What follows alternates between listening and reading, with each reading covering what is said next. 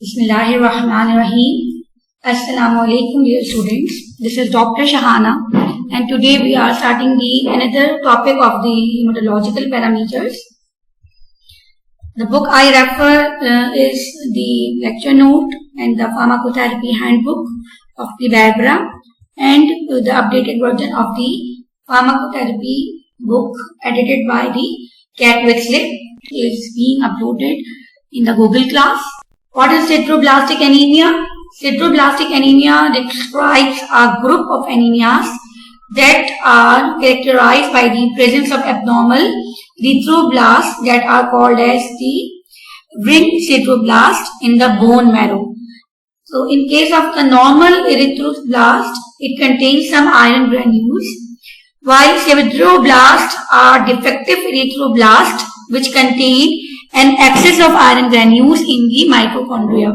These excess iron granules, they are arranged in a distinct ring shape arrangement and around the nucleus. They are causing the formation of a ring that called as the ring sideroblast. It is the characterization of the impaired heme synthesis. Heme की synthesis नहीं हो रही है. Here, the body stores of the irons are normal, they are sufficient, but the body is unable to incorporate the heme into the hemoglobin.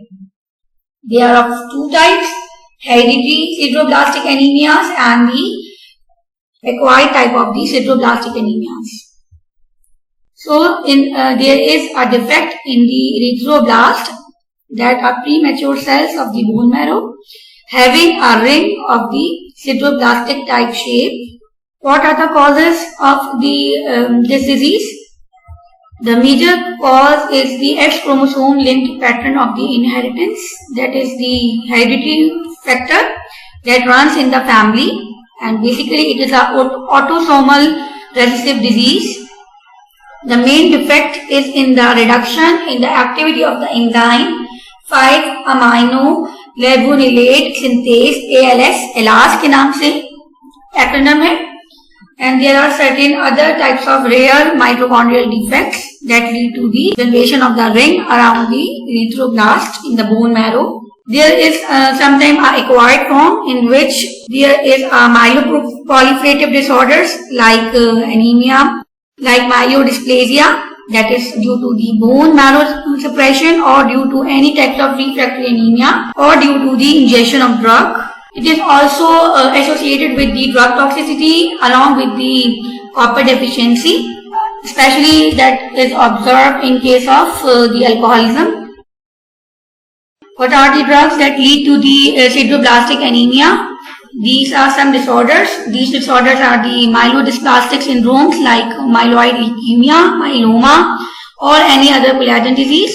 While drugs and toxins that lead to the sideroblastic anemia are the alcohol, isoniazid, chloramphenicol, penicillamine, pyrazinamide, cycloserine, progesterone, copper deficiency, lead and zinc. Why alcohol tend to lead the formation of the ring? Here in alcoholics, the levels of ALS are low, as well as pyridoxal levels are due to unknown reason. These levels are low. The mechanism is proposed that either vitamin B6, pyridoxine, or deficiency of folate may lead to the occurrence of this type of anemia.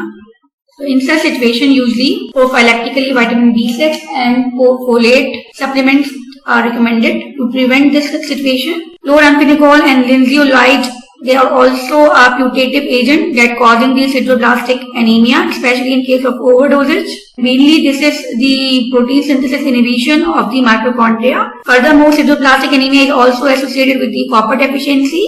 It is the observation of the Wilson disease or the treatment of the copper chelator, like penicillamine, trientine use that are used in the Wilson disease treatment, or in case of the malabsorption, nutritional deficiency, or long-term use of the parenteral nutritions. Hydralazine theoretically have this effect because of the reason that they are reducing pyridoxine levels. In pathophysiology, if we talk about the bone marrow, the cells shows are ring sideroblast. There are low levels of the enzyme ALS, that is amino lavolinate synthase. If it is hereditary, symptoms of anemia usually develops in an infancy or childhood with a moderate or severe symptoms typically on the basis of the levels of the hemoglobin. There may be a splenomegaly along with the thrombocytopenia. While the idiopathic form is usually occur at the middle age or the later one. In this, the major of the patients are the asymptomatic or a long period of time that lead to the chronic types of the symptoms of the anemia.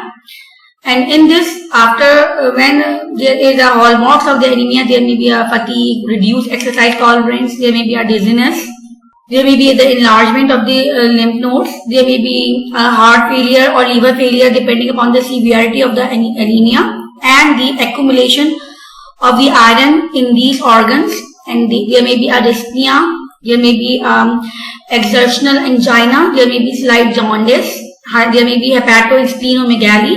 In case of hereditary sideroblastic anemia, there is increased absorption of iron. That is the major sign of the hemosiderosis. Additional symptoms include depends upon the underlying conditions. Initially, it is get confused that either it is the iron deficiency anemia or the megaloblastic anemia or the anemia due to the sideroblastic anemia due to the ring appearance in the erythroblast. So, differential diagnosis is very essential. In normal RBCs that are present in the peripheral blood cells, they are hypochromic, they are microcytic. However, there is more increase in the iron stores in the bone marrow. The serum iron and ferritin levels are also elevated. Initial picture is somewhat resemble with the iron deficiency anemia. However, the exact reason is the position of the iron. यहाँ पे iron deficiency लग रही है, लेकिन iron हम नहीं दे सकते because ये ऑलरेडी आयरन एब्जॉर्प्शन जो है वो ज्यादा है. ये microscopic examination of blood and microscopic examination of the sideroblast is very important when we are taking the aspirate of the bone marrow. It is stained with the Persian blue or alizarin red dye that confirm the diagnosis.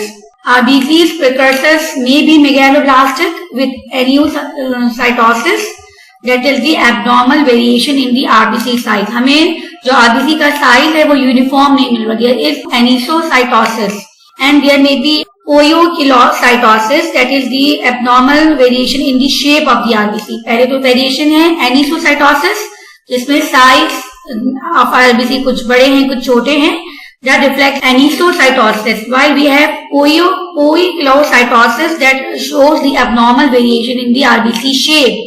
कोई sphere shape का है, कोई biconcave है. तो depending upon the situation and severity different types of the RBCs are present. Unlike iron deficiency anemia, sideroblastic anemia lowers HB and there is a raised serum iron and transferrin levels. तो यहाँ ये याद रखनी बात है कि serum levels iron के high है एंड ट्रांसपेरेंट लेवल्स भी हाई या नॉर्मल है. Furthermore there is due to abnormality of the hemoglobin and this problem, production of HB it increases, that further in turn increases the levels of the urobilinogen and bilirubin levels. Platelet and leukocyte levels are sometimes low and sometimes remain normal. Sometimes they are also get decreased. That is, thrombocytopenia may be there and leukopenia may be there. So, see, if we talk about the microscopic examination of the normal RBCs that are present in the blood, they are hypochromic or normochromic or slightly macrocytic erythrocytes. In hereditary form, the RBCs in the peripheral blood system are hypochromic and microcytic. Increased iron stores in the bone marrow.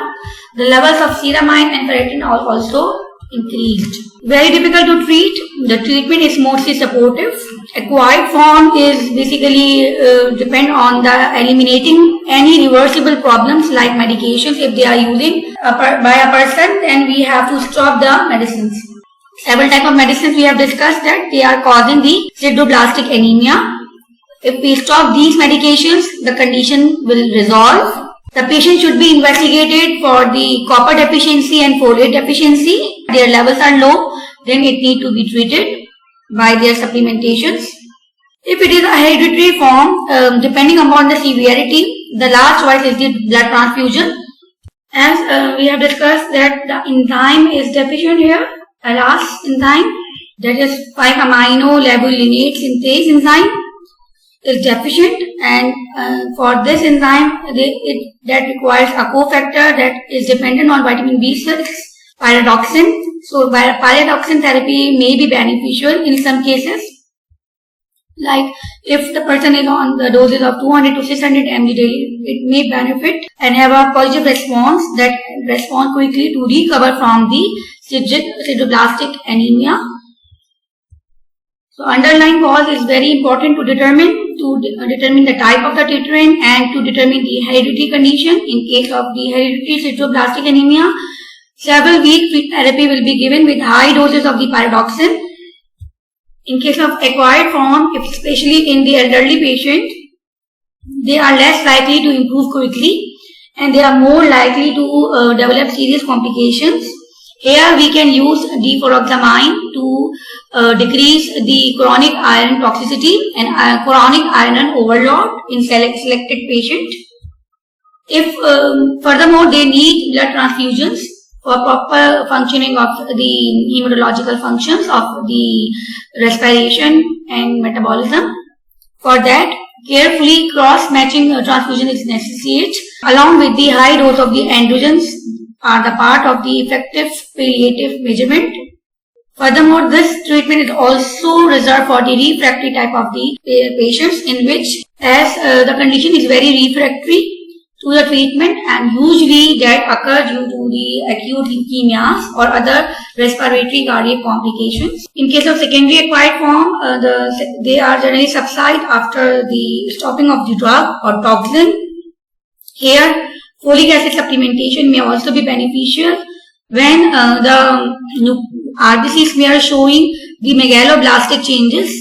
In case of lead poisoning, this type of anemia can also be reported, in which there is a problem that interferes the synthesis of the porphyrin. That interferes the synthesis of porphyrin in two steps by inhibiting the conversion of aminolinoleic acid to the prophylogenogen. Here, in case of lead toxicity, there is accumulation of iron along with the accumulation of the protoporphyrin that was initially converted, but that was not further undergo the biochemical pathway of the normal RBCs. Normal RBCs की जो hemoglobin pathway है उसका first step हो जाएगा, लेकिन दूसरा step नहीं होगा, इसलिए आयरन भी जो है वो accumulate होगा और जो intermediate compounds के protoporphyrin they are also get accumulated. तो वो जो sideroblastic anemia है वो ज़्यादा जो है वो worsen type का होगा. So if we talk about the anemia in context of the lead poisoning, it will be the normocytic, normochromic. If the exposure is chronic, then it converts the normocytic cell to the microcytic hypochromic cells. They are also result in the hypoplasia of the bone marrow, and the reticulocyte count are elevated, and there is hemolysis. In short, we can say that sideroblastic anemia develops when the iron is entered in the mitochondria of the developing RBC is blocked, and iron incorporation into the heme is blocked by the deficiency of enzymes of the heme synthetic pathway. This iron accumulates in the mitochondria. It is deposited around the nucleus called ring sideroblast. Iron studies reveal that there is elevated total iron and there is a variable iron binding capacity normal to decrease transferrin saturation and increase ferritin levels. This is all about the sideroblastic anemia. Thank you.